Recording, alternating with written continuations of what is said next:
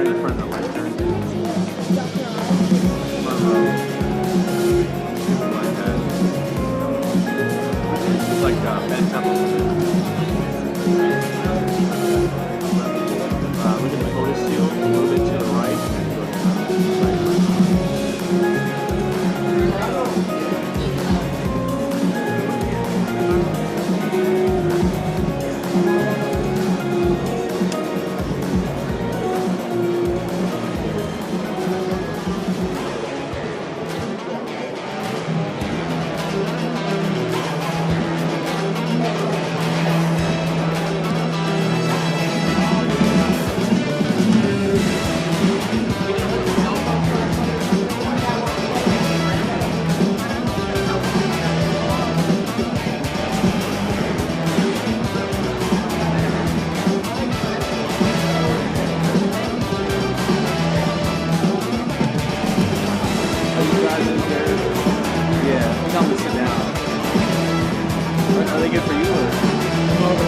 I'm over the top too, so I'm cool with it right now.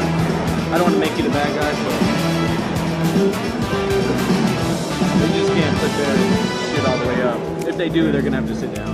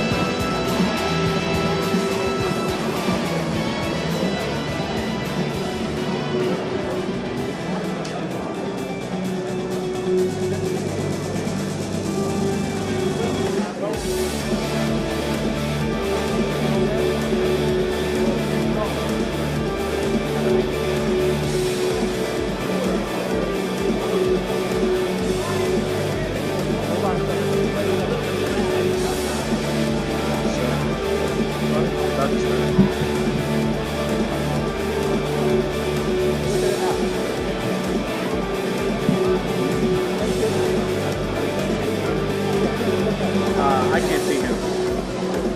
He's good. I know what's going to happen. Everyone's going to raise their phone. That's what I'm going to yell.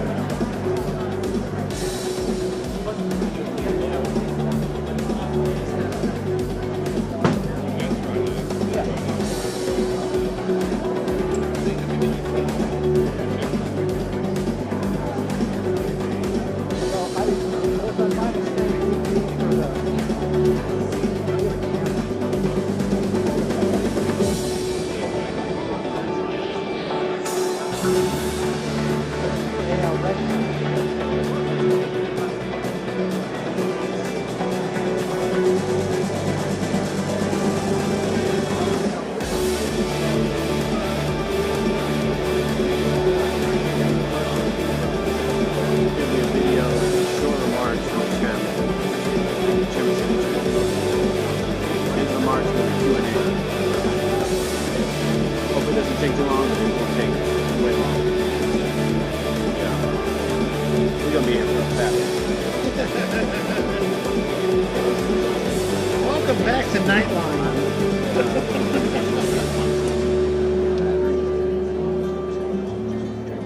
Here we go. Poor guy. If not, no worries.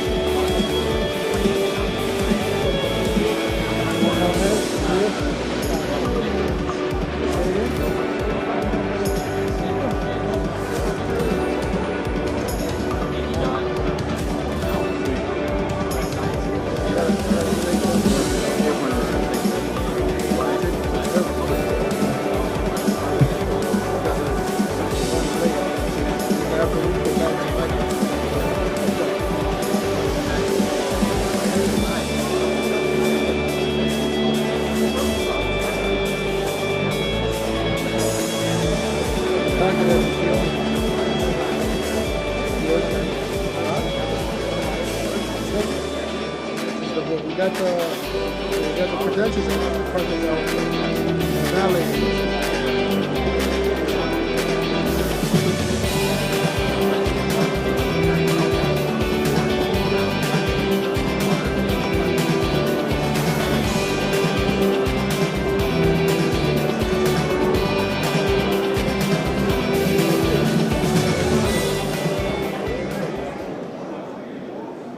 Embark on a transformative journey where innovation meets purpose.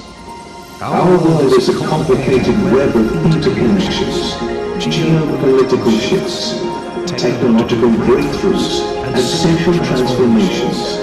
As we navigate global complexities, we find pathways to resilience and sustainable growth. Artificial intelligence is redefining industries and reimagining the future. From robotics to data-driven solutions, AI is not just a tool, it's a revolution in motion.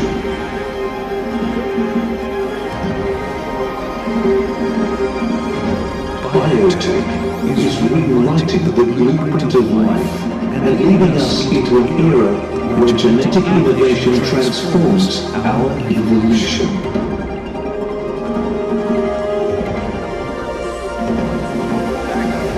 Sport is more than competition. It's a catalyst for vitality, unity, and well-being. The fusion of technology and athletics propels human performance beyond boundaries. From F1 tracks to soccer fields, innovation drives a bold new chapter in sportsmanship. Visionary investors and innovators show us that the power of transformative technology is within our grasp. Innovation is blossoming, and when it comes a surge of investments, planting the seeds of tomorrow's breakthroughs. We must not forget about our planet. We need to protect our precious Earth for the next generation. The future is ours to shape if we invest with purpose. Welcome to the third edition of the FII Priority Summit, Miami.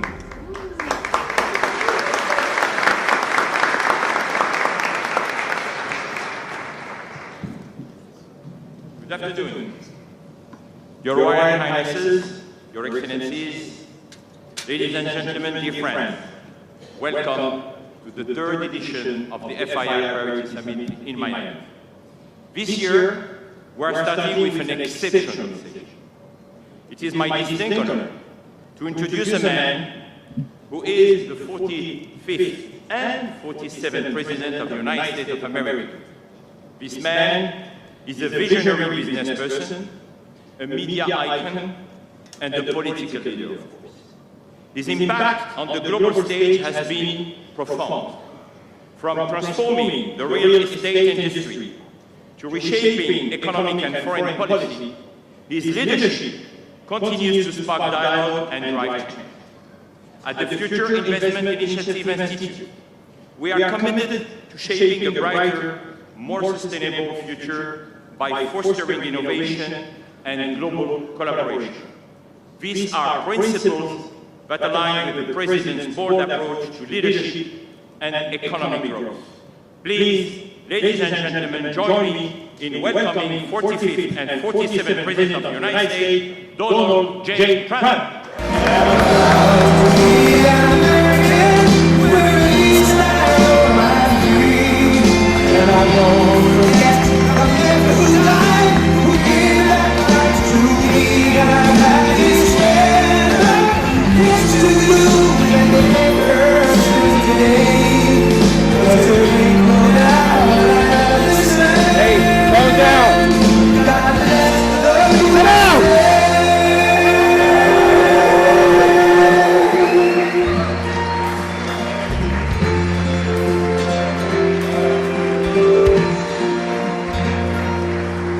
From the lakes of Minnesota to the hills of Tennessee, I'm sea trying to see. Detroit down to Houston and New York to heart, it's like we stand safe. Got a vow to be an American, very least I know I'm free. And I won't forget the men who died, who gave their lives to me. And I'm glad we stand up next to you, and it made her still today. 'Cause there ain't no doubt I love this land. God bless the USA.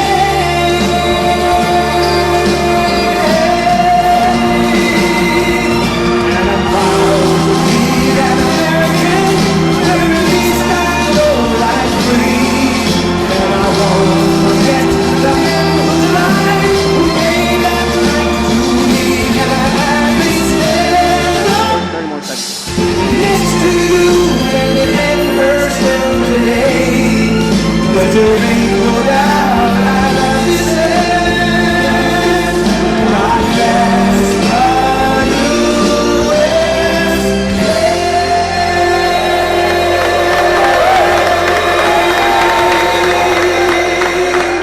Thank you very much. What a great group. This is, you have to see outside, it's going wild outside with a lot of love for all of us, I guess. But thank you, Richard, for the introduction, and thank you to all for such a warm welcome. It's great to be back in beautiful Miami, where I've actually built a lot of great buildings with the Desert family and some others. We've had tremendous success in Miami. We have Trump Towers and Sunny Isles Beach. It's 4 beautiful buildings right on the ocean. The Trump Grande, put the little E in the end for a little, class it up a little bit. Trump Grande and the 700-acre Doral. It's a tremendous country club, and it's actually the most successful country club in the U.S., where I was just given approval to build 1,500 units, and I couldn't care less about building units. When you're president, who the hell wants to build units? I've been building units all my life. I don't want to build units, but they gave us permission to do it. But today is a tremendous honor. Become the first American president to address the Future Investment Initiative Institute. That's the first one. That's very always And I want to thank Mayor of Miami, Francis Suarez, for being here. Thank you very much, Francis, wherever you are. Hi, Francis. And thank you for the endorsement when I ran. That was very appreciated. Along with the Mayor of Miami Beach, Stephen Miner. Stephen, thank you very much. Thank you. Thank you, Stephen. Thank you very much. And numerous American business leaders, some of the biggest business leaders actually anywhere in the world, and many distinguished guests from the Middle East, and in particular the Kingdom of Saudi Arabia, a special place with special leaders.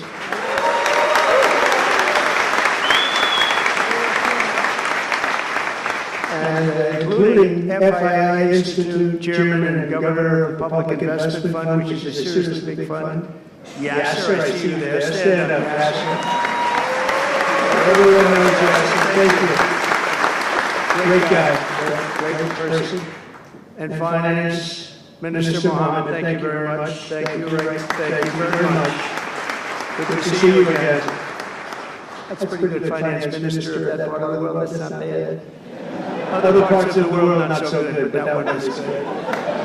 And many other senior government leaders. I also want to recognize the Kingdom's ambassador to the United States, Her Royal Highness Princess Rima.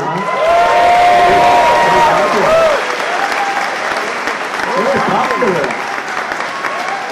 Wow, that's very nice.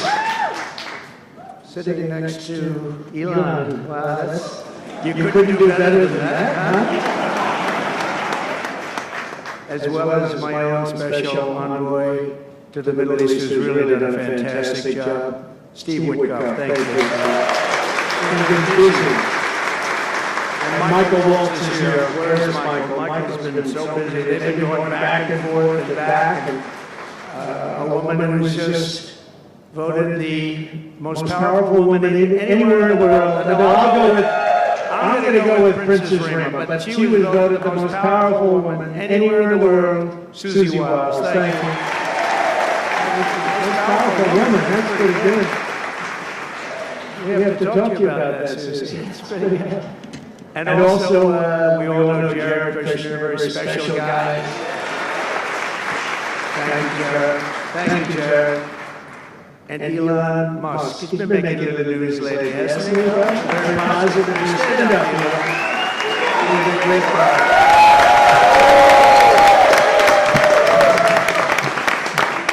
We did a little show last night. I heard they got very good ratings too, by the way.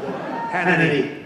Sean Hannity was fantastic, a fantastic man, fantastic guy, and he did a show, and it was great being on the show with you last night.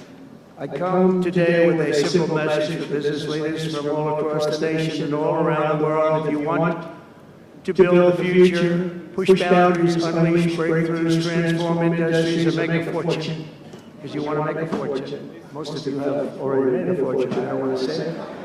There's no better place on earth than the current and future United States of America under a certain president named Donald J. Trump. I think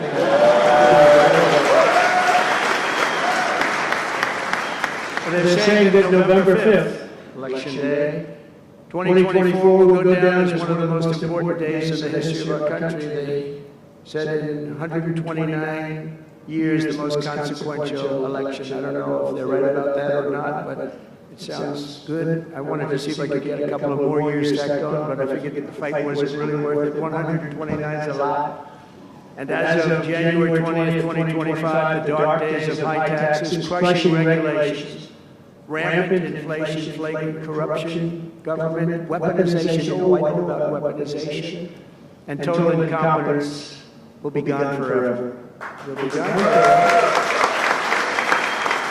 Because the United States is back and open for business, and the golden age of America has officially begun. You see it happening.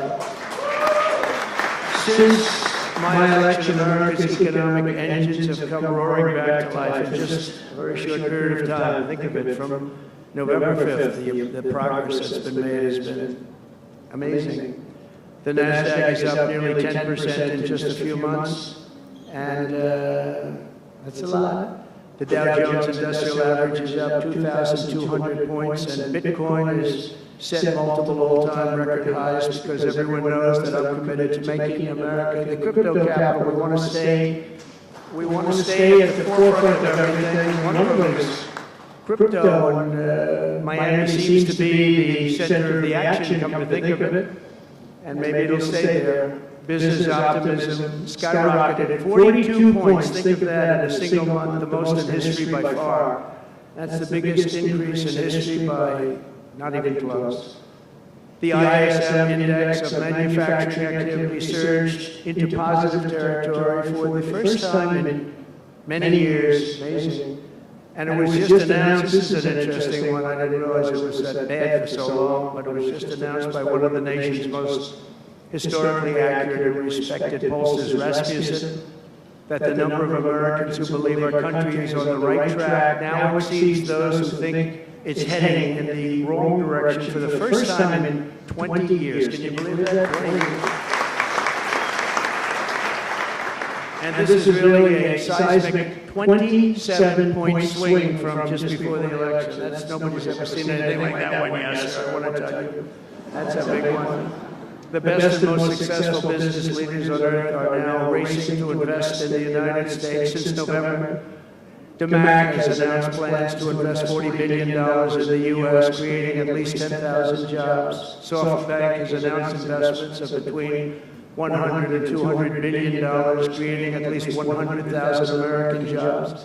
Oracle and OpenAI and SoftBank are now collectively committing $500 billion to keep the United States on the cutting edge of artificial intelligence, and so many more. I mean, so many companies that want to come to the White House and have a little news conference all the time. I said, why don't you just announce it? But they want to come, and I'll do that. I don't mind doing that. They say anytime they want to go 10 million or more, I'm there. 10 million or more. But on his recent visit to the White House, the Prime Minister of Japan announced he anticipates Japanese investment in the United States of well over $1 trillion, and we're working on an Alaska pipeline already, which is the closest point to Asia. And as you know, the Anwar which we've started. Ronald Reagan couldn't get it approved. Nobody could get it approved for so many years. Couldn't get it approved. I got it approved. Actually, I got it approved twice. I got it approved and Biden ended it. That was a shocker. But we just got it approved again.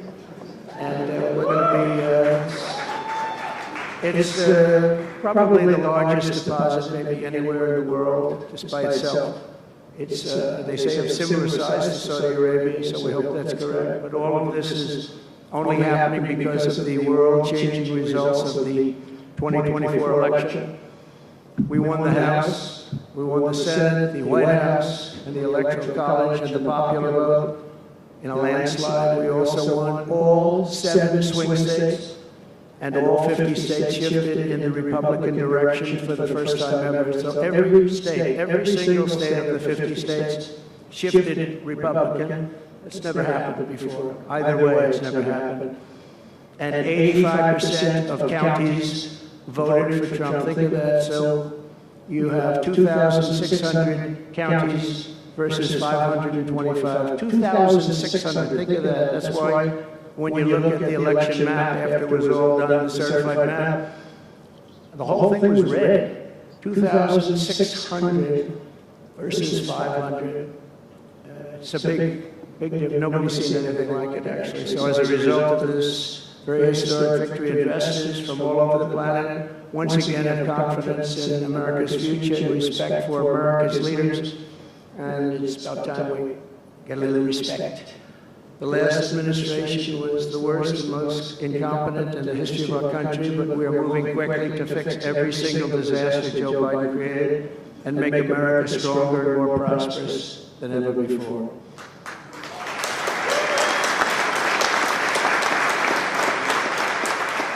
Our first and most urgent mission is to remove the criminals that Biden allowed into our country with the ridiculous and very dangerous open borders policy. They came from all over the world. They came from prisons and jails. They came from mental institutions and insane asylums. They were gang members. They were drug lords. They came from all over, and they were allowed to come into our country. And we're getting them out in record levels, just like they came in record levels. I want to thank Tom Homan and Christie, who was just she's doing a fantastic job, Governor of South Dakota, and Tom Homan, you know, they are doing a fantastic job, and the results are incredible. And every country is taking them back. They're sending their criminals to us, and they're all taking them back. We had a little problem with a couple of them that ended very quickly. And some said, we don't really want MS-13 back in our country. But I said, congratulations, you're taking them back. And they took them back. And by the way, Europe and other places ought to start also doing that. They better start looking at immigration, because it's really hurting Europe very, very badly. And they better get smart and they better get tough before it's too late. We're also working to end the highest inflation in our country's history, all caused because they played with our energy policy and wasted money on the Green New Scam and other things such as that. And they wasted monies at never seen before levels. If Joe Biden had simply held federal spending at the pre-pandemic levels we had in 2019, we would have virtually no inflation. We're trying to balance the budget immediately, and because of the tariff income, which is really, it's already turned out to be amazing, actually. It's really meant more for bringing countries and companies into our country, but it's, the numbers are rather staggering, because we're the big piggy bank that everybody wants to be, and they can play games and they can say, well, there'll be retribution and, you know, equal this and that. They can't be equal, but we want to keep it so that we're the big piggy bank. And if we had years like we did the last 4 years, that wouldn't have lasted too long. We're not promising it, but, you know, all of these things could happen. We hope to balance our budget, so I don't want to promise it, because if I do and we come about $10 short, the fake news media back there would say, we have breaking news. He did not make it. He did not make it. But we'll get it done very soon. It might not be this year, but it could be this year. Actually, we have a chance of getting it even this year, which people would be shocked at because they were talking about 10 years, 15 years, 20 years from now.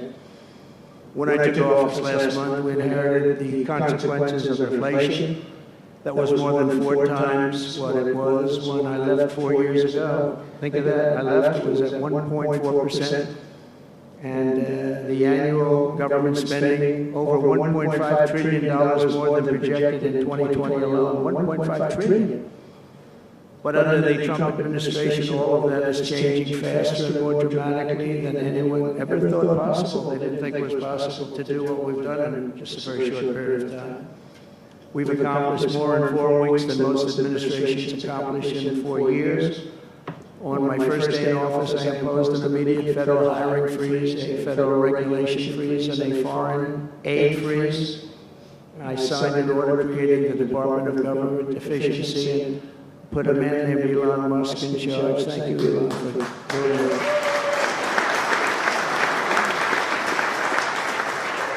He's doing a great job. I wish you could have seen him last night. He's really, he's a very committed person. He's a very serious person. And he's a very high IQ people. I like high IQ people. Not all have to be, but it'd be nice to have some people up there that he's a seriously high IQ individual. Now he's got his faults also, I will tell you that.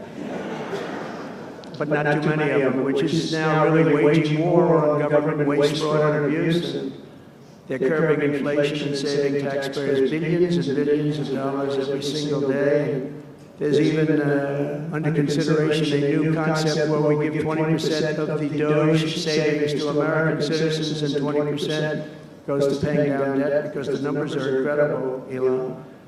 So many billions of dollars, billions, hundreds of billions, and we're thinking about giving 20% back to the American citizens and 20% down to pay back debt and pay down debt, which is, if you look at value, if it were a real estate balance sheet, the debt is tiny, but we still want to pay it down. Doesn't matter.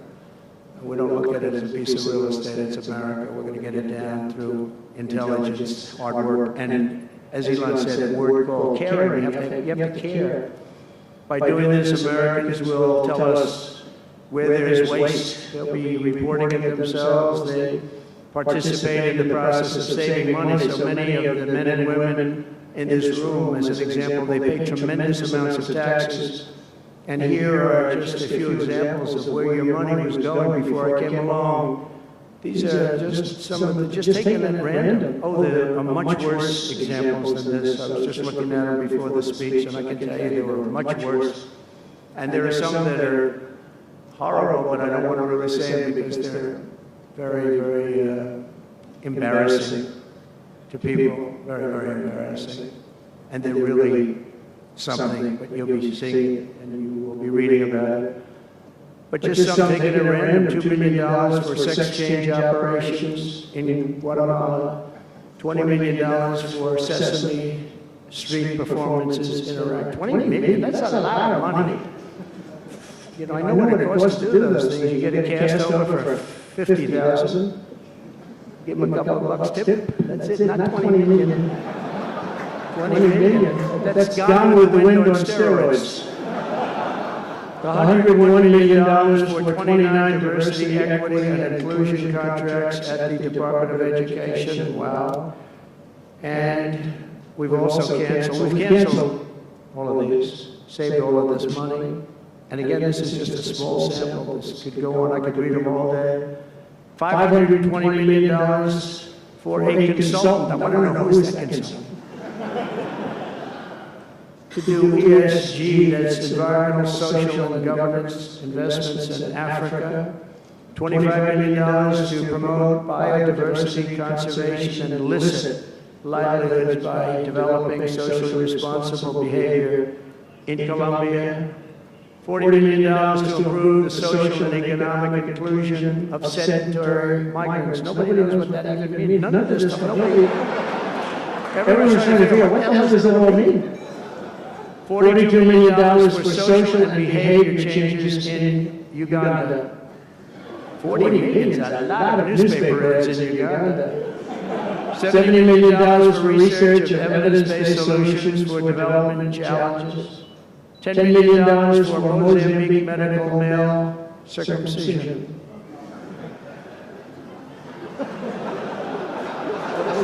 What does that mean? $2.3 million for strengthening independent voices in Cambodia. $14 million for improving public procurement in Serbia.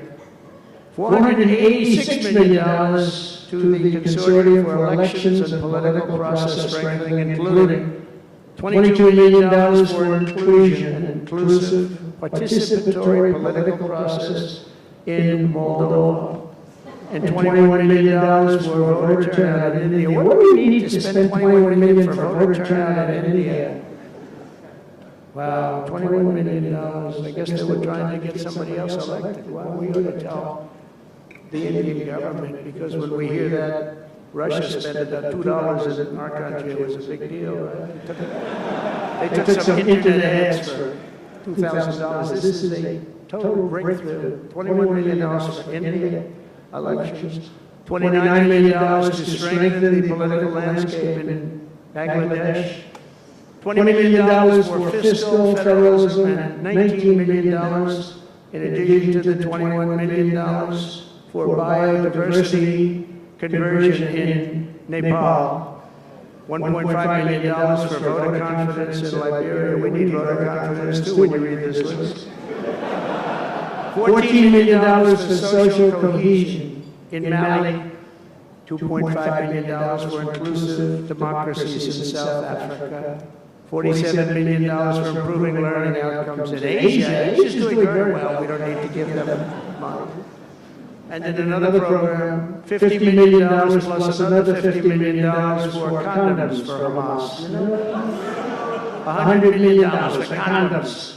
Condoms. Does everybody know what a condom is? For Hamas. $100 million. And these are just some, I could read this list all day long, I just don't want to bore you. But these are just some, and not nearly as bad as others. And some are just, I just don't want to say them because they're too incendiary.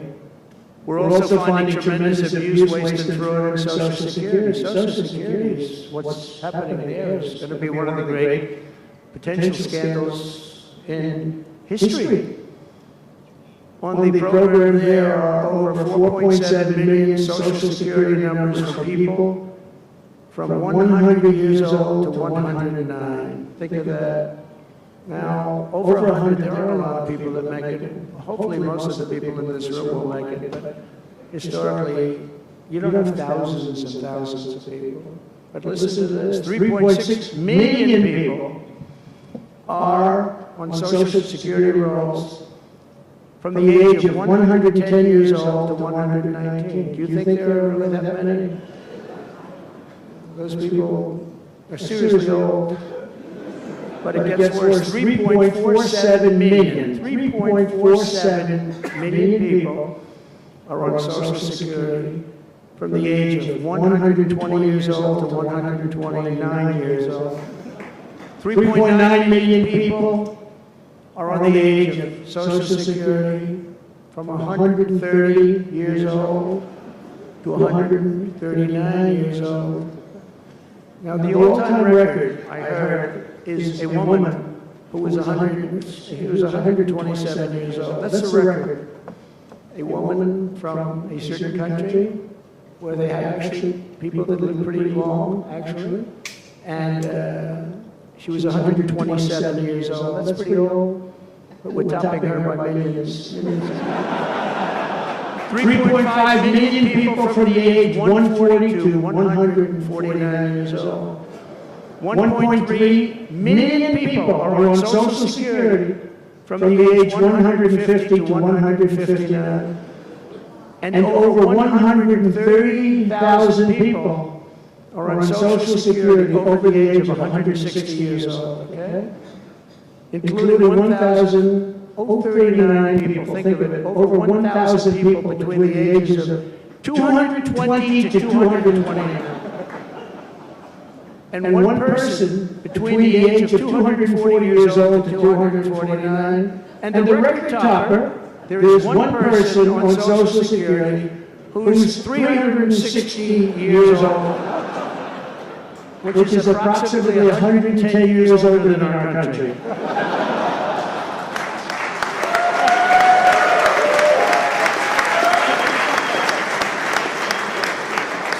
What we're trying to find out, and what we will find out, is are people being paid from all of these, you know, somebody pocketing 10,000 here, 10,000 there, what's going on? So we'll find that out pretty easily because we have a lot of computer geniuses. I said to Elon, who are these people that are doing this, the Doge people? I said, who are they? Where do they come from? He said, well, number one, they love our country. Number two, they're really genius at computers. So nobody's going to fool them when they go in, they see some bureaucrat that's scamming the country, and they try and talk about, you know, certain computer language. These people say, no, it doesn't work that way. These are people that have a natural ability as you know, brilliant computer people. It was very interesting when he told me that. I said, that's what you need today. But all of these scams have now been terminated. In addition, over the past month, we have effectively eliminated the U.S. Agency for International Development, which was funding much of this lunacy. We virtually shut down the out-of-control CFPB, escorting radical left bureaucrats out of the building and locking the doors behind them. What they were doing was so terrible. Where they were spending the money was so terrible. What we haven't looked at yet, but will be, is does the money come back to them? Because nobody can be stupid like that. And they're not stupid, they're smart, actually. You know, why are they doing that? Does money come back to them? So we'll figure that out pretty easily, I think, and quickly. But I've ended all of the so-called diversity, equity, and inclusion programs across the entire federal government and private sector. I notified every single government DEI officer that their jobs have been deleted, they're all deleted. And it's interesting, even these companies that have tremendous amounts of money, a number of them just announced, Walmart, if you can believe it, they just announced that they're stopping. And, you know, these companies are running off like $220 million. How can you spend that much money no matter what you're doing? If you're teaching something, you're going to have an instructor, you're going to talk, you're going to give them a book. Please read the book. You know, then you find they spent $225 million on that. What's going on? And we were going in the wrong way. You know, military was really, although I tell you, you know, we defeated ISIS with our military in 3 weeks. General Raisin King he's a real general, not a television general. And 3 weeks ISIS, and I asked him, and I saw some of his people that were so great, the soldiers. We have the greatest military in the world, but we don't have the greatest top leadership. That's why Afghanistan was such a horrible situation, so embarrassing, and so many other things. But when we want to, with proper leadership, there's nobody even close to us. We have the best equipment in the world. We make the best equipment in the world. But we have the best military. You know, we never fight to win. We fight to just keep it going forever. And when we fight to win, there's nobody that can even come close to us. But I was talking to General Dan Kane, we call him Raisin Kane, and I was told it would take about 4 years to defeat ISIS, and he did it in 3 weeks.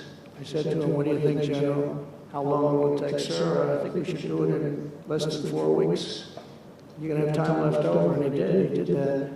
And we were told by the television generals it would take 4 years, so we did it. That's when I went to Iraq. I flew to Iraq, and late at night, the dark of the night, all the windows closed, all the lights off in the plane, Air Force One.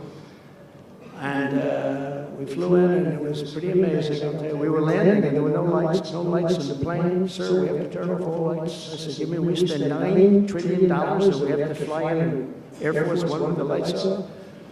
And I went up to the pilot, said hello. And by the way, these guys are like central casting. These are the best looking human beings. Everybody's perfect. The most handsome people, the best looking people you've ever seen with the flat tops and the whole thing. And I was a little concerned because the lights are off, and everything's off, and even the lights where he was were down, very dim, very dim, with all of the lights on the fancy dashboards of the plane of Air Force One. We're getting a new Air Force One, and they can never finish the damn thing. We're getting 2 of them, actually. but we may have to go a different route because it's taken them a long time. We're going to get military that's going to start building. We're going to get people to start building properly again in our country because they don't build properly. This is going. But we're up there and I'm looking at these people and again, I say they look like Tom Cruise but better. Stronger, tougher. And I like Tom Cruise, but these are better. And they said, are we okay, Captain? Yes, sir, we're fine. But I'm looking out, I don't see any lights and we're landing. And I'm used to that. I like to sit with the pilots a lot and respect the pilots greatly. And we're up there and, we have the computer, I call it the computer voice, where it goes 1,900, 800, it's feet. Your feet above ground, so that means you're very low. And I'm looking down and my eyes are pretty good. I don't see any lights. And the computer goes out, sounds like an intelligent individual. It goes 1,000. We're 1,000 feet up, it's a 10-story building, there's a big plane. And then it goes 900, 800, 700. I said, Captain, we don't see any lights. Is everything? Yes, sir, everything's fine, sir. We'll be landing in 3 minutes.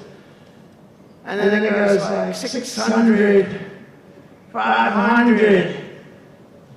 Captain, we okay? And then it goes 400, 300, 200. And I'm saying, man, there's nothing out there. And then he goes, boom. Perfect landing right on this thing. There are no lights on the runway. There's no, I don't know how the hell they do it, but I'm sure as hell that we had somebody that knows how to fly. But they didn't want to have any lights because they didn't want the enemy after spending, years and trillions of dollars. We have to land with Air Force One with no lights on the runway. But they were incredible people. And then I got out of the plane. I actually asked my people, and I said, excuse me, I was very brave sitting in that cockpit. Am I allowed to give myself the Congressional Medal of Honor? And they said, I don't think so, sir. I said, well, I thought that was extremely brave. But now here's the problem with saying a story like that when you're a kid. The press will say, President Donald Trump wanted to give himself the Congressional Medal of Honor. Headlines all over, fake news. We call it fake news, but we're all wise. But it was something, and then I went down, and it was the same thing. I'm standing on the tub, and I look down, and there's these handsome people. Everybody's like from a movie set. Good-looking guys. I get down the stairs. What's your name? My name is Kane, sir. What's your first name? They call me Raisin. They say, wait a minute, your name is Raisin Kane? I love you. I've been looking for you for 5 years. You are. This is what I want. And there was a general next to him, there was a colonel, there was a drill sergeant, a master sergeant. They were all like people I could make a movie right now. I'd have the best looking people ever. And they were great. And then I went in and, sir, would you like to rest before the meeting? No, I don't want to rest. I don't want to rest. I've been resting on the plane. Other than the last few moments, which were quite harrowing. And I said, I don't want to rest. He was thinking about Biden in advance, Biden would have gone there, would have rested for days. And then they wouldn't have a meeting. He'd just go home. No, I said, I don't want to rest. I don't want to rest at all. I want to go. So we went into this bunker, and we had a lot of very good, talented people. And that's what I asked them. They said, I'm hearing it's going to take a long time. No, that's not right, sir. It's not going to take a long time. We'll have it done in 4 weeks. I said, how can you say 4 weeks when in Washington they said 4 years? He said, 4 weeks, sir. We'll hit them left, we'll hit them right, we'll hit them up the center, we'll hit them underground and overground, we'll knock the hell out of them, sir. And I said, why is it that they said so long? He said, because they wouldn't let us fight. And we're very far away. They want us to fight from this airport. We're very, very far away, sir. And they want us to fight here. We have many substations out, sub-airports, they call them, remote airports, where they build them in the sand. And we have many of them. I'd use them all, sir. And I would hit them so hard from so many different directions. I said, well, what do you think? He said, you just let me know. I called him back and I said, go ahead and do it. Are you sure you can do this? I said, yes, sir. And he did it actually in 3 weeks. It was over 100% of people that are really hurting the Middle East, hurting the world, and it was done. And we have the greatest military in the world, but you have to use the right people. But there's nothing like what they were able to do in that case and in other cases wherever I gave them something. It was done incredibly well, and you know many of the instances because it's been well reported, but we've also required, so we have a country that's a great country, it's a strong country, but it's a country that's just now gaining its respect back to the levels that it should have never lost. We were being laughed at by the entire world, but we're not being laughed at anymore. But we've also required that all federal employees must once again show up to work. This is a new phenomenon, since COVID. Show up to work in person like the rest of us. It doesn't work when you don't show up. And I see companies now are all going back to it. They're all going back. It's great. I watch some of the big business leaders saying we absolutely are going back. You can't work at home. They're not working. They're playing tennis, they're playing golf, or they have other jobs. But they're not working, or they're certainly not working hard. You could never build a company or a country with that. So we have a very strong policy, and if they don't show up to work, they get fired. And we're trying to make our government smaller but much stronger. And we have tremendous bureaucracy, but it's happening. A lot of people are leaving, and in some cases leaving with pretty good offers. You pay 7 or 8 months and go out and find a job. Some of these people had jobs. They were actually working for us, but they also had other jobs. And those people, in theory, they had problems. I don't know if we're going to do anything about that. So we have other things to do, but they were working other jobs instead of working for us. So they were staying home working, but they were working other jobs, getting paid a lot of money perhaps. We offered deferred resignation buyouts to all federal workers, resulting in more than 75,000 bureaucrats voluntarily surrendering their taxpayer-funded jobs. A lot of them are leaving because they don't want to be caught having a second job. Some are leaving because they didn't want to be in government any longer. And some are leaving because they didn't want to show up to work. They wanted to work outside of an office. And that's never going to work for anybody, including companies. Companies ought to get smart. You watch these companies where they do that, they start going bad, nobody knows what's wrong with this company. We'll try getting the people back into the office where they can be cohesive and together. In less than a single month, the Department of Government Efficiency has already saved over 55, this is just a short period of time, $55 billion. And we're just getting started. That's nothing compared to the numbers that we're talking about. Right? We're ending trillions of dollars in waste. It'll mean much lower inflation, lower interest rates, lower payments on mortgages, credit cards, car loans, and much higher stock markets. I think the stock market's going to be great. In other words, we will rapidly grow our economy by dramatically shrinking the federal government, and we have to do it. I'm also taking fast action to end the radical left nation-wrecking crusade against oil and natural gas. Over the past 4 years, the Biden administration cut the number of new oil leases and gas leases by 95%. They slowed new pipeline. I mean, look at the anyone Dakota Access. They wanted that one knocked out. The Keystone Pipeline. They wanted that one knocked out. They ended the Keystone. We got the Dakota Access done, but it wasn't easy after they tried to stop it. They slowed new oil and gas pipeline construction to virtually a halt. They shut down 38% of active oil and gas rigs in the United States, but they let the wind turbines go round and round and round. The wind doesn't blow, they got problems. They kill all the birds, they ruin the sightlines, they ruin the plains and the beautiful areas of our country, including the oceans, the lakes.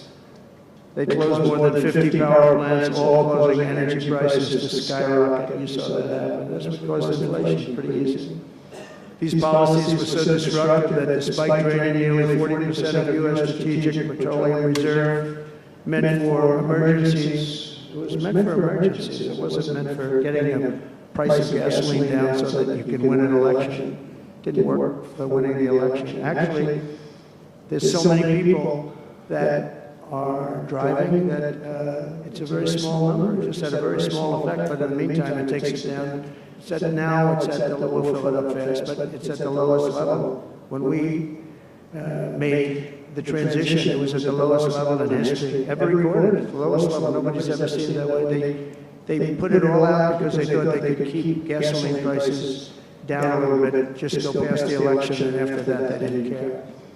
And it didn't work because they didn't get elected, I got elected.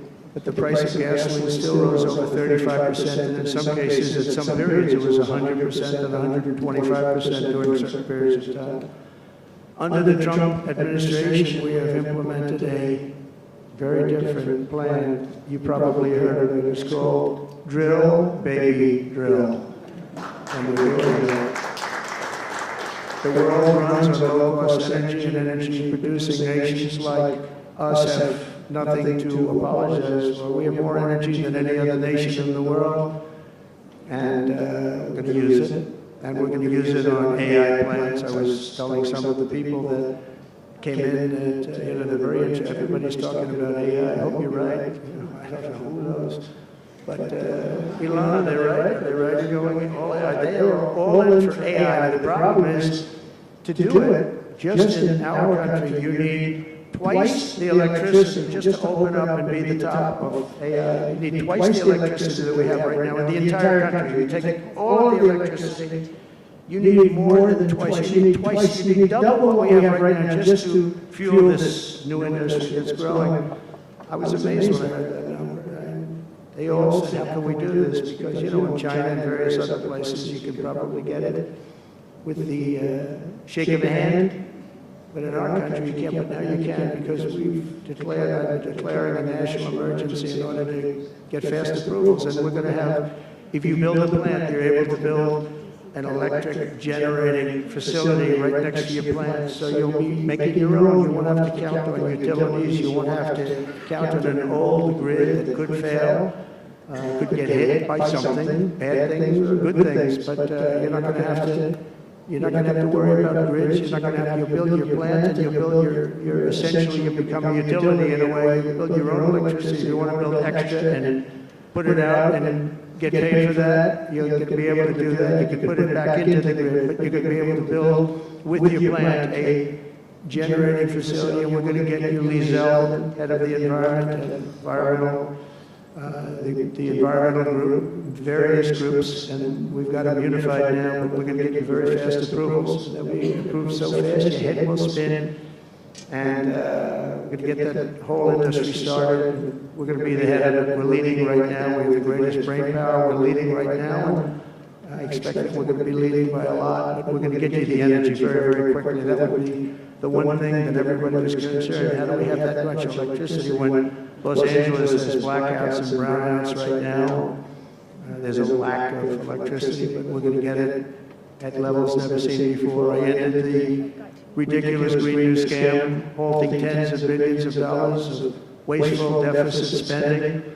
And I withdrew the United States from the unfair one-sided Paris Climate Accord, and I ended Joe Biden's insane electric vehicle mandate because it was just insane.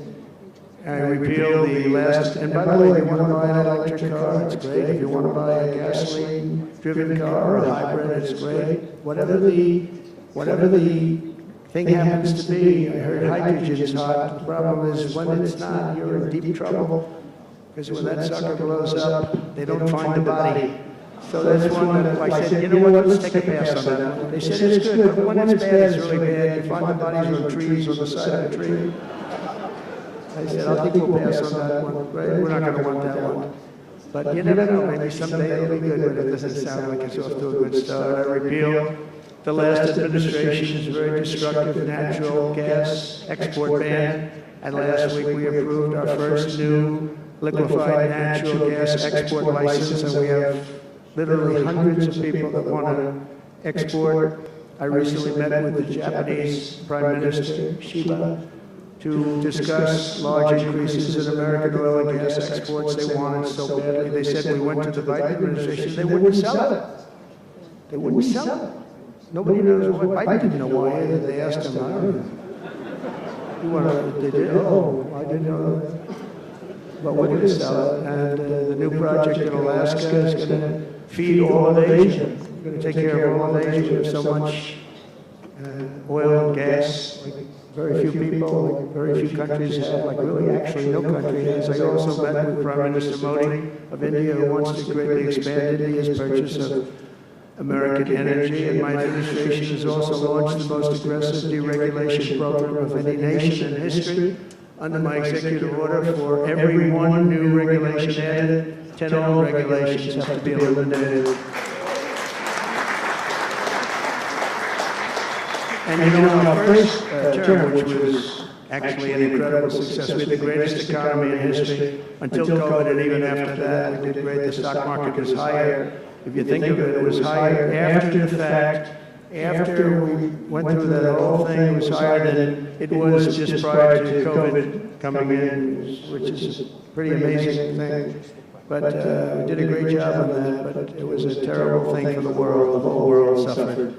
It suffered terribly, including China, including other countries. It was a terrible period of time. But despite that, we did well. But we had the greatest economy in the history of our country. And I think this time we're going to do even better. We were artificially hurt by COVID. We had to focus on that instead of focusing on, but just prior to COVID coming in, there's never been anything like what we did, what we achieved. And even after we did very well, and especially considering what all of us had to do with COVID, some nations were hit so badly, it's just unbelievable what happened to them. As part of our effort, I've signed executive orders to keep the United States at the forefront of artificial intelligence and to end Joe Biden's war on Bitcoin and crypto. We ended that war totally. That war is over. They were very hostile toward them until the very end, just because there's so many people on Bitcoin and crypto that just before the end, the SEC came out and they were being very nice. It was so nice to people because so many people were being indicted for no reason whatsoever. Very political group of people. All they did was they liked indicting people, but they were being indicted, and many of those indictments were dropped just before the election because they said, wait a minute, there's 100 million, 125 million people using this, and they didn't want to have, you know, all these people being voted against. But by the time they did that, it was too late. We had that vote entirely, I think. I think anybody smart that believed in that, and there are a lot of people believing it, anybody that was smart voted for Trump. And they pulled the indictments. I see people that were indicted, they said, I saved your life. I saved your life. Because if they thought that, they actually thought that I was doing this, they said, why is Trump doing it? Is he doing it for political reasons? I don't do anything for political reasons. I do what's right. I want to be in the forefront of every industry. So, I'll be working with the Republican Congress to pass the largest tax cuts in American history, and that includes, obviously, we have to extend the Trump tax cuts, which were, until now, the largest. We're going to dramatically cut taxes for families and for workers and for companies, including no tax on tips, and hopefully no tax on Social Security, and no tax on overtime. And that overtime one is a sleeper, because I think a lot of people are going to be spurred on to do a lot of extra work when they hear that. A lot of companies really like it, a lot of people really like it. The new Trump tax cuts will also include 100% expensing for new factory construction in the United States and anything else that you're going to buy with capital. If you buy something that is going to be good for our country, we're going to let you expense it, 1 year expense. And I did that the first time. And everybody said, can you go back to that? Now you still get, I guess, 40% or whatever, but, you know, pares down. But we're going to bring that right up to the top level. I think that had a lot to do with the success that I had during my first term. And we'll substantially cut taxes for all domestic producers of oil and gas and just about everything else that they produce. In my first term, I brought the business tax down from around 40% to 21%, which everybody said was an impossible thing to do. I cut it from 40 to 50. It actually was state said it was much higher than 40, but I got it down to 21%, and now I'm bringing it down to a goal of 15%, but only if you make your product in America. In other words, you're going to be at 21%. But if you make your product in America, you're going to go from 21 to 15. If you don't, you're going to be 21%, which is still lower than anything. So guys like Elon are going to come and make these great cars in the United States. So a lot of people will, a lot of people call, a lot of car companies are calling. They called me, three of the majors, they called and they said, we're looking all over the place, we want to be there. I'm going to be announcing tariffs on cars and semiconductors and chips and pharmaceuticals, drugs and pharmaceuticals and lumber probably and some other things over the next month or sooner. And it's going to have a big impact on America. We're bringing our businesses back. If they don't make their product in America, then they very simply they have to pay a tariff. But if they do make their product in America, they don't have to pay any tariff, which will bring, it's all going to bring trillions of dollars into our treasury, or it's going to mean that there won't be any taxes because we want to have a fair base. If they don't have it, we don't have it. If they don't pay, if they don't charge us, we don't charge them. It's pretty simple. The Republican Party is once again the party of common sense. We're a party of common sense. We want strong borders. We don't want men playing in women's sports. We don't want to have transgender for everybody. We're the party of common sense. That's how we won the election in such a big manner. We'll no longer allow other countries to ransack and plunder our nation. That's why I have announced that we will soon begin imposing reciprocal tariffs on any country that engages in unfair and unequal trading practices. If they tariff us, as I said, we will tariff them at the exact same rate. So if a certain country, because some of these countries, even countries that I've already mentioned, are extremely aggressive with tariffs. Nobody knows that. European Union, they have a VAT tax that's devastating. It's very tough for people on the outside. Hard to sell cars, really impossible to sell them because they also have non-monetary tariffs that are very, very tough. But if you take a look at that, it's a very unfair situation. And the VAT tax is similar to the tariff. Around the world, they're moving quickly to end wars, settle conflicts, and restore the planet to peace. I want peace, and I don't want to see everybody being killed. And you take a look at the death in the Middle East and the death that's taking place between Russia and Ukraine. It's been going on, and we're going to end it. There's no profit for anyone in having World War III, and you're not so far away from it. I'll tell you right now, you're not so far away. If we would have had this administration for another year, you would have been in World War III, and now it's not going to happen. In the Middle East, I restored my policy of maximum pressure on Iran, designed to bring peace. And we designated the Houthis a terrorist organization, destroying shipping lanes all over the place, making it very hard for people to get their product delivered, make it very difficult. We'll take care of that situation. And we've secured a ceasefire in Gaza. We're bringing in the hostages and we're bringing them home to their families. Some of them are in pretty bad shape, I have to tell you. To end the horrible war in Ukraine, I've spoken with President Putin and President Zelensky. And our teams began negotiations this week in Saudi Arabia. I want to thank Saudi Arabia for that. It was so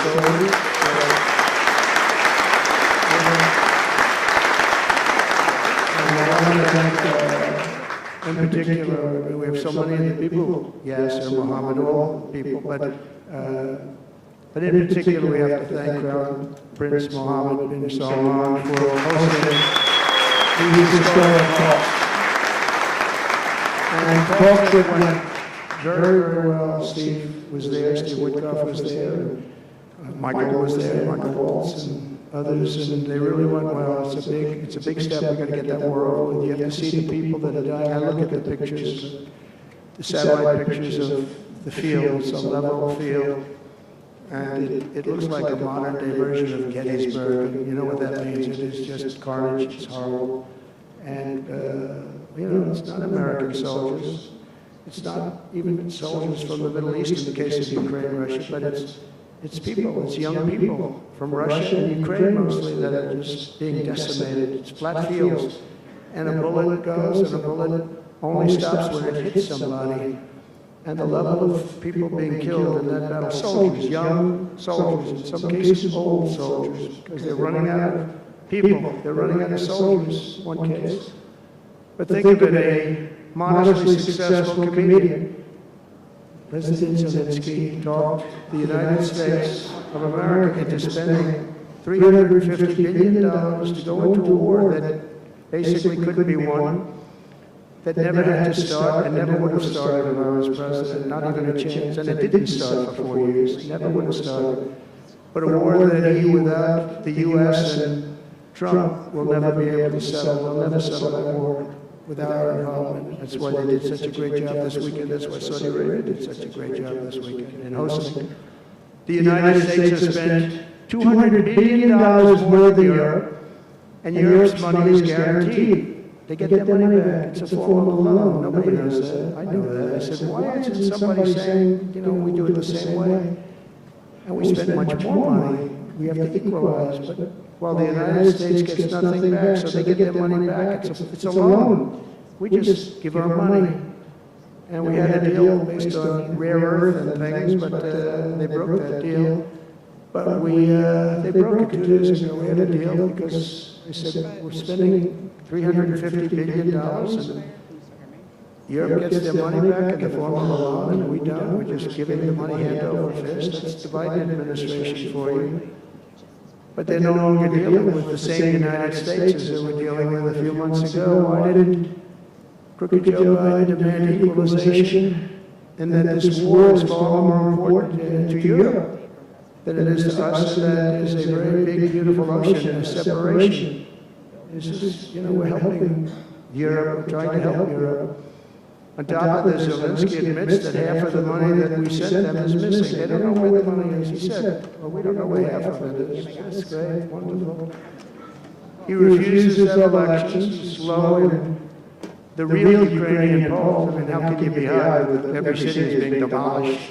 It's hard to be. Somebody said, oh, no, his polls are good. Give me a break. Every city is being demolished. They look like a demolition site, every single one of them.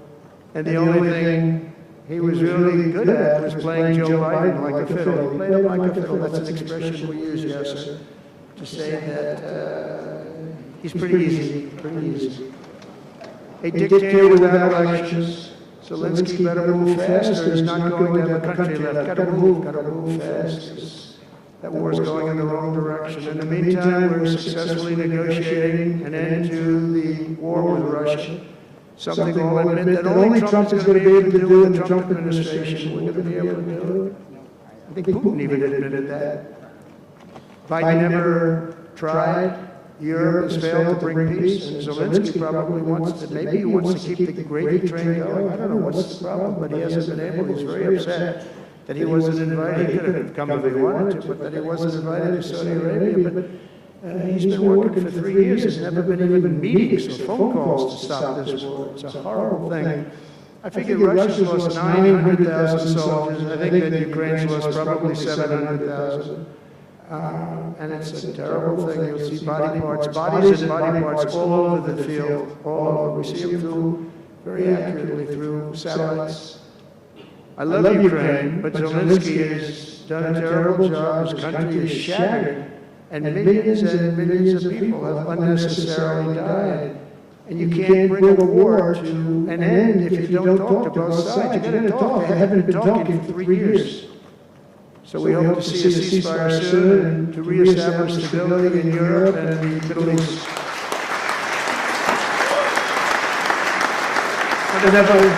Thank you very much.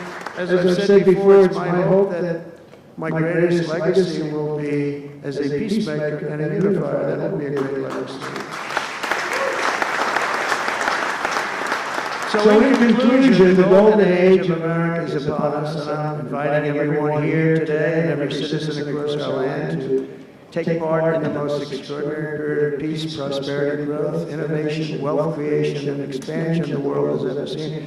We're on our way. I mean, everyone's talking about us. 3 weeks, we're in there for a couple of days, more than 3 weeks, and everyone's talking about it. You have to see the crowds of people outside.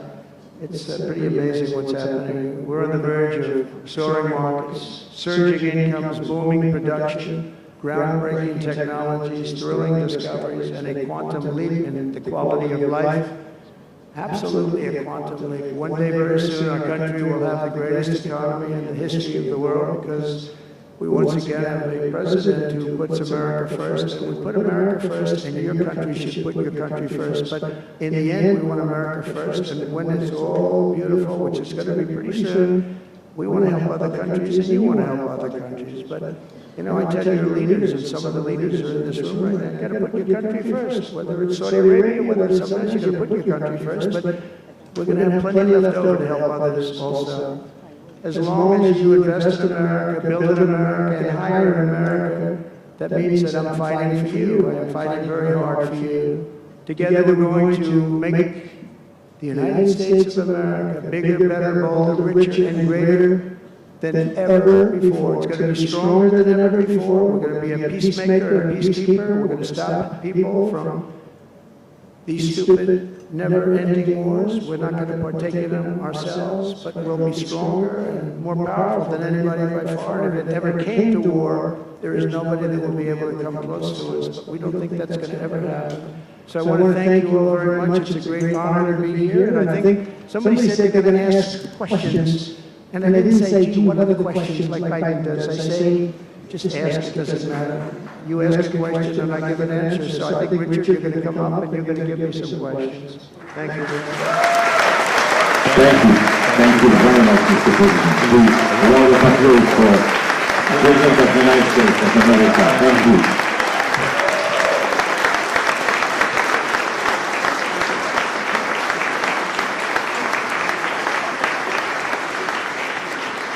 Mr. President, Thank you for accepting to take a few questions. 20 years ago, I don't know if you will remember, we were under the same roof in Orlando when you were delivering an amazing speech in front of 3,000 sales reps, giving them the best advice to be successful. So, what is the best piece of advice that you have ever received? Well, I think it was watching my father. You know, my father was a very hard worker, and he just worked hard. And he was very smart. He had good genetics. His brother was the longest-serving professor in the history of MIT, Dr. John Trump. And my father was every bit as smart. But my father had to work. He was older, and he put his brother through school. In fact, he once said, boy, I put him through so much school. He had 3 different degrees. And they asked him to stay on at MIT, but my father was the same ilk. And I noticed that my father was a happy man. And what he did is he worked. He just worked all the time. He worked. And he loved it. And really, I think the best piece of advice I got from that is you have to love what you do. And if you love what you do, you're going to have a happy life. If you don't, I mean, I see so many people, they're in businesses that they don't want to be in. They're in businesses that, you know, they're bored in or they're not good at. They don't have a natural ability at it. There is such a thing as natural ability, whether it's sports or acting or anything else. I mean, some people have an ability for something. Try and find that ability, but you have to love what you do. If you love what you do, you're going to be, at least you have a good chance of being successful. Mr. President, it's almost time for an early dinner. So if you are throwing a dinner party and you can invite 3 fascinating guests, living or dead, who would you bring? Well, they're all sitting right in the front row. Yes, sir. Are you ready? Mohammed, are you ready? Steve, Rick Carlton. We have history of the most important person, at least until the World Cup is over. Is here. Johnny, stand up. He gave the United States the World Cup. Johnny, thank you very much. I didn't know you were here. That's very good. He's the king of soccer. That's not bad. And you've done a fantastic job. You know, but it's very interesting. When I was president, I got the World Cup, and I got all of the, you know, we have the 250 anniversary, so that fell in this administration. That's a big deal, 250 years. But we have all of these things happening, and I also got the Olympics. And I was called by the mayor of Los Angeles, sir, would you call up the Olympic committee, because it was at that time President Obama will not take that phone call, and we're going to get the Olympics in Los Angeles. And by the way, they've recommitted to Los Angeles at a level that, you know, I was very worried about that. And they've, the opposite, you know, somebody could have said, well, we're going to do it someplace else, until they have actually recommitted, they're going to make it bigger and better than ever. So, I had the Olympics, so I got the Olympics, I got the World Cup, and I said, and the 250, but that one I didn't get. But it was there, it was in this term. And I ran an election, and we did fantastic in 2016, we did much better. Millions and millions, tens of millions, but millions and millions of votes better. And bad things happened, and I didn't get that one. And I said, you know, when I originally signed the Olympics, I said, I won't be able to even be president, and I got the Olympics, because if I didn't, when I spoke with the people, the organizing committee and the people in different parts of the world, they asked me to do it because the president wouldn't do it. I was president-elect, and I gave them a talk. I couldn't get them off the phone. They were starving for love. And the bottom line, they gave us the Olympics, and I said, you know, it's been said I won't be president. Then we had the election result, and now I'm president for the Olympics and for the World Cup. So I'm very happy about that, Johnny. Thank you very much. Thank you. I'll be there. I promise I'll be there. And by the way, Mr. President, backstage you have a gift from Gianni. He gave us the first ball with your name, which will be played for the World Cup in America. It's going to be great. Thank you, John. Very much. I doubt that any day you will take a sabbatical year, but if you could take a sabbatical year, Mr. President, what unconventional thing would you do? Sabbatical. You don't work for money. But you said Sabbath. It's a big difference. It's almost the opposite when you think about it, right? I think what I do is, look, what I'm doing now is the most exciting job in the world. It's a hard job, not an easy job. It's a nasty job. It could be a lot easier with, you know, I think that the news media has to straighten themselves out because people are getting it, you know, they're losing tremendous popularity and they've lost their prestige and they've lost their credibility. And I think it's a very important thing, the news media, but I think they have to straighten themselves out because the people are going around them now. They have so many different things with, like Elon with X, which was a big thing, and we have Truth, which has been fantastic, and we have so many other things that you don't really need traditional. But I will tell you that there is just nothing I could do to enjoy my life, whether it's that or anything else that you asked, because this is the ultimate. I had to make a big decision, and it was a very risky decision, because if I would have lost, my life would have been a much different life. It would have been a very nasty life. They were going after me at levels that nobody's ever seen before. Not Andrew Jackson, not Abraham Lincoln. You know, the historians say that the president that was treated the worst by far by the media and overall was Andrew Jackson. In fact, his wife died of heartbreak. They were treated really rough, and Abraham Lincoln was second, but he had a civil war, you know, you can understand that. But nobody was treated like me, nobody. And I will tell you, you learn a lot about yourself, but there's nothing I'd rather do. I had to make a decision, do I do this? Because if I lost, it would have been very, very bad. It was dangerous, actually, very dangerous in so many different ways. And I decided to do it, and I said, I have to win, because if I don't win, I spoke to a friend of mine the other night, he said, you know, if you lost, it would have been very, it was actually Sean Hannity just before we did the interview last night. He said, boy, if you would have lost, you would have had a tough life, you would have had a very tough life. So there was a certain amount of courage involved in this decision to run, and it's a great honor to win by this much, to win all 7 swing states, the popular vote. Popular vote doesn't get won that much by Republicans for whatever reason. I think that's changing because, again, we're the party of common sense and they're the party of some real bad things. And I think they'll change. I think they have to change.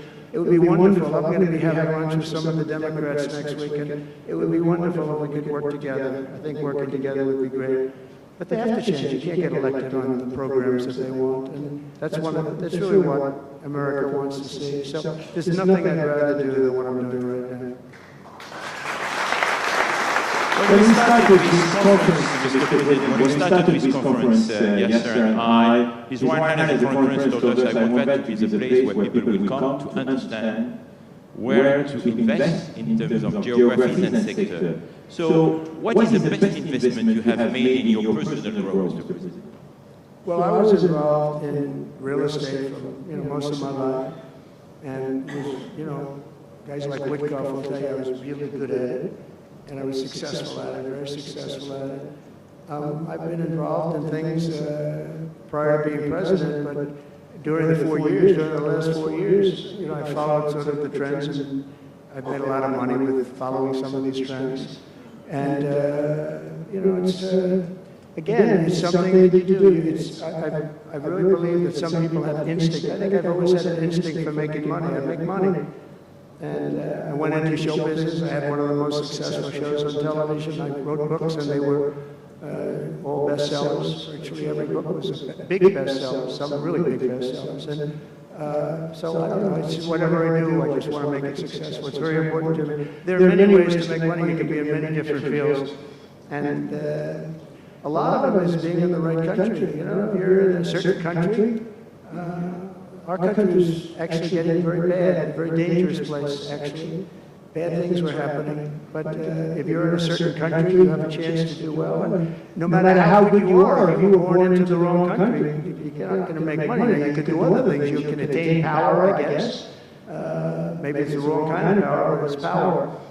But being in the right country, where you have the right incentives and, you know, entrepreneurship, etc. And America has always been sort of at the top, or one of the top, but always pretty much at the top. But it was losing that position, and I think losing it rapidly. This last administration, look, I don't want to be, I wish I could say, I wouldn't have run. If I thought Biden was doing a good job, if I thought they were, I wouldn't have run. Because as I said, it was very dangerous to run in a lot of ways. In fact, my ear will show that when you look at it close. My ear, I have that throbbing feeling every once in a while, but it was dangerous in a lot of different ways. But he was so bad that I had no choice but to do it. If I thought he was doing a great job, I would have run, and I would be very happy. I actually wanted him to do a good job. I was saying, do this, do that. I'm telling them, do things. They should have done what I said. And but I would have been very happy not to have run, and frankly to have seen somebody do a good job. But our country was going to hell, and I really sort of had to run. If you were a historical ruler, would you prefer to rule during war or peace? Well, I want to be, again, a peacemaker, and I want to keep us out of war, but sometimes to do that, you have to have a very strong country, you have to have a very strong military. And as I said, we have a much stronger military than anyone would know. We have the best equipment, and I bought a lot of it. I rebuilt our military in the first 4 years. I rebuilt it. We gave a lot of it away to Afghanistan, to the Taliban.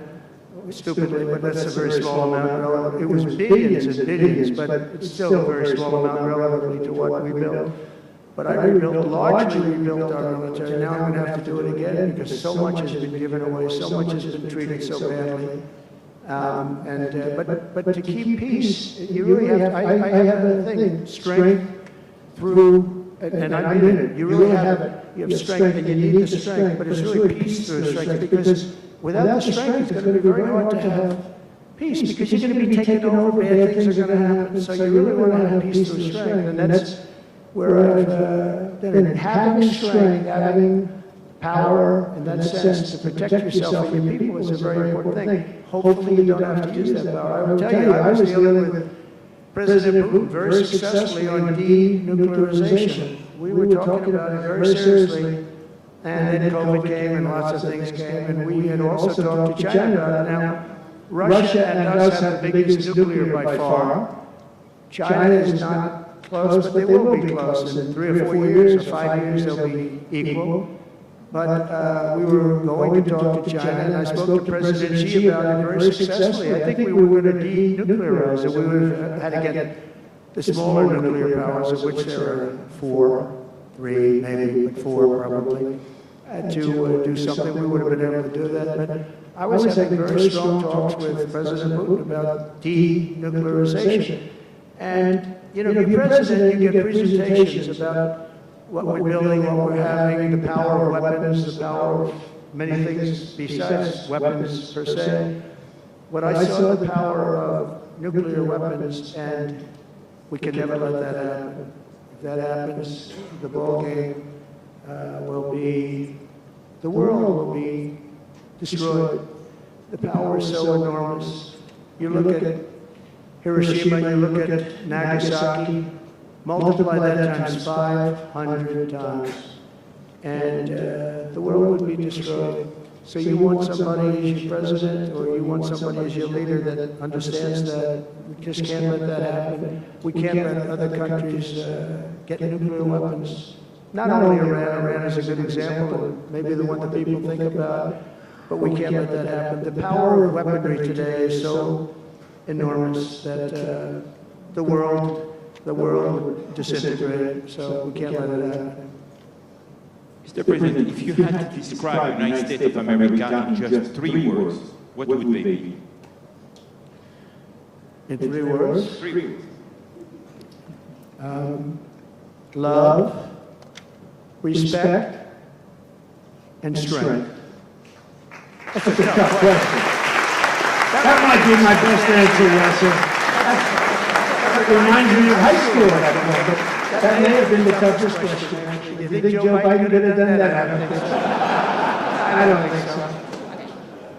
We're almost at the end, Mr. President, but talking about the United States of America, what is one cultural habit in the US business that the rest of the world could learn from? What is the best practice? Well, I think we love our families, but I think a lot of the world loves their families. I was speaking to the head of Mexico because I complain constantly about people pouring in. Now our border is the strongest border we've ever had. We've gone from the worst border ever in history to the strongest border. But I was speaking to the president of Mexico, a very wonderful woman actually, and I said, we talked about drugs, you can't let people come through your country, come into the country. You know, it's not that nice, but they understood what I was saying. And she said something that really got me. She said, I said, you're not a big drug taking nation. And she said, no, we are not a consumer. And I said, a consumer, what is, you know, an interesting word. We're not a consumer nation. We're not a consumer of drugs. I said, what an interesting, and why is that? She said, well, we have very strong family values. I said, but we do too. We do too. We have very strong, our families are devastated by what's happening with fentanyl. And China will not be doing, we're going to make a deal with China. They were not letting that happen anymore. And I had a deal, by the way, before I left. I had a deal with President Xi where they were going to give the maximum penalty to anybody making fentanyl and sending it into the United States. And the maximum penalty is the death penalty, and it wouldn't stop. But when the election turned out to be a rigged election, but that's okay. When an election turned out to be, it was an election that shouldn't have happened. All the things that happened. I'll give you an example. We wouldn't have had October 7th, Israel attack. We wouldn't have had Ukraine and Russia fighting. We wouldn't have had inflation. We wouldn't have had all of these things that, you know, happened. But in speaking with her, she said about family values. I said, well, you're not really saying anything there because we have great families too. We have great family values. She said, plus we advertise a lot. I said, ooh, you mean you advertise about how bad drugs are? Yes, we do. We spend a lot of money on advertising. And I said, unbelievable. That was such a great conversation because we're going to spend hundreds of millions of dollars advertising how bad drugs are so that kids don't use them, that they chew up your brain, they destroy your teeth, your skin, your everything. And I thank you for that. You know, I make so many calls and I never learn anything from anybody. I know everything and I never learn anything from anybody. And I spoke to this woman, as soon as she said it, she didn't have to say exactly what, I said, exactly, what a great idea. And I think we're going to have, and I saw pieces of it, we're going to go in with $100 million and then another $100 million initially. But I saw some of the ads and they are really violent. I said, you have to make them strong. Your skin practically comes off after a period of time. You lose your hearing. You lose your teeth. It is terrible. And we show this happening to people. And I think we're going to, you know, we did very well with, we had blue ribbon committees headed up by the First Lady of the United States and a lot of other people that, you know, they have no idea the viciousness of these cartels and these people. And they're smart. I mean, they're very smart, tough people. Making a fortune, by the way, an absolute fortune. But we got it down 18%, which was a record. But 18% is not great when you think about it. I think we could get it down 50 or 55 or maybe even 60% with advertising. So she really gave me something. I was going to call her and tell her that she did, but now I don't have to call her because she's going to be seeing this right now. So to the President of Mexico, thank you very much, I appreciate it. But we're going to do a great advertising campaign saying how bad it is, how drugs are so bad for you. My last question, Mr. President. You have mentioned briefly in your speech about the legacy. What would you like your legacy to be, if you can tell us more about it? That I came into a country that was great, but is in trouble. And I made America great again, and I got it out of trouble, and people respect America now, and we were a country of peace, and we brought peace to the rest of the world. Thank you very much, Mr. President. Thank you very much, everyone.